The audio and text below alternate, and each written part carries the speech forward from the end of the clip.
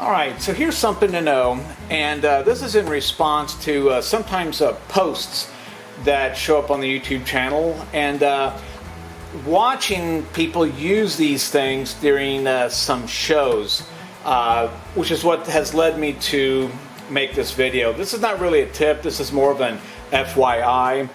All right, so hopefully here I'm going to show you what these are actually for and what they are not for.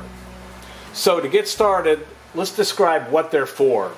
All right, to start off with, this is basically a PDU. It's got some outlets in the back. You can plug your stuff into it, and it's great. It's got these lighting controls up front. Obviously, you'll see a lot of these things sitting in racks. And let's see if we can get our lights on. There we go. It's a great unit. And all it really is a glorified power strip. Okay, it does have other protection in it like EMI, RFI, but really in the end it's a glorified power strip, which is fine, it's what you need, but that's all that it is. So a step up from this bottom unit would be something like this. So this top unit here is a PDU similar to this, but this offers a lot more. What this is a voltage regulator. This is not a voltage regulator. The voltage that comes into this unit here, if it is way too low or way too high, this unit will stabilize that voltage. So when the voltage is too low or too high coming into it, it will regulate and stabilize the voltage, the output, to anything that is connected to it on the rear.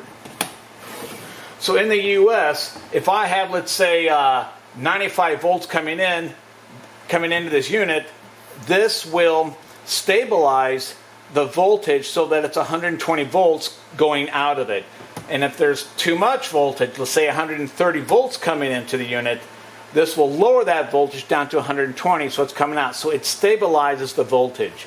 This is what our digital consoles plug directly into. And sometimes, if you've had problems with your digital boards, if you're not using something like this, your digital console could be responding to an issue with the power. Digital boards are actually computers, and computers can be very sensitive to changes in voltage fluctuation.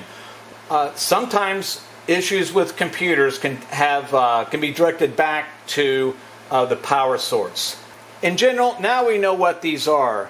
Now, here is what these are not. Either one of these devices are not meant to power amplifiers.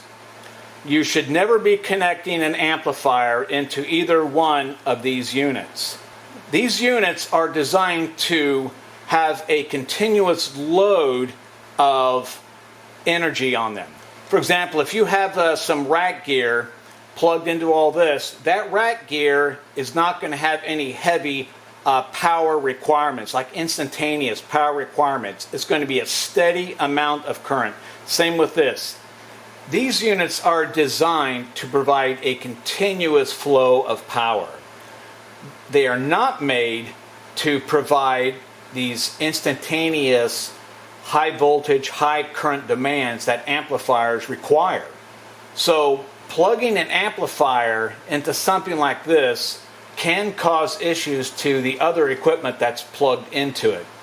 Basically, because the amplifiers, let's say under a heavy kick drum, a heavy bass note, when that amplifier needs that energy from either one of these devices, when it needs that energy, it probably is going to pull enough energy from the rest of the circuitry in it so that the amplifier gets all the power and the devices connected to it don't. If you've ever had an amplifier plugged into one of these, if you've ever noticed your lights are dimming or your gear, your equipment is dimming as the bass or the kick is going on, that's because the amplifier is pulling more current. I'm going to say this in general, it's pulling more current than what these can provide. These are designed for continuous load only, not for the type of load that amplifiers can place on them.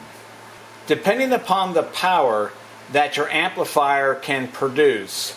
You could potentially plug them in here, but your amplifiers would have to be very low wattage to be used in devices like this.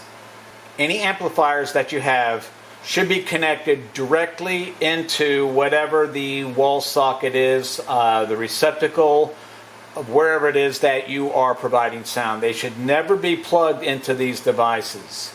The current demand and the wattage demand of amplifiers, many modern amplifiers, can easily exceed the limits of what these can do. Our console and our outboard gear only consume a very small percentage of the total power of what this device can produce. Alright, so keep all of your low wattage, low current devices plugged into these things. Keep your amplifiers off of them. Keep the amplifiers plugged into the wall.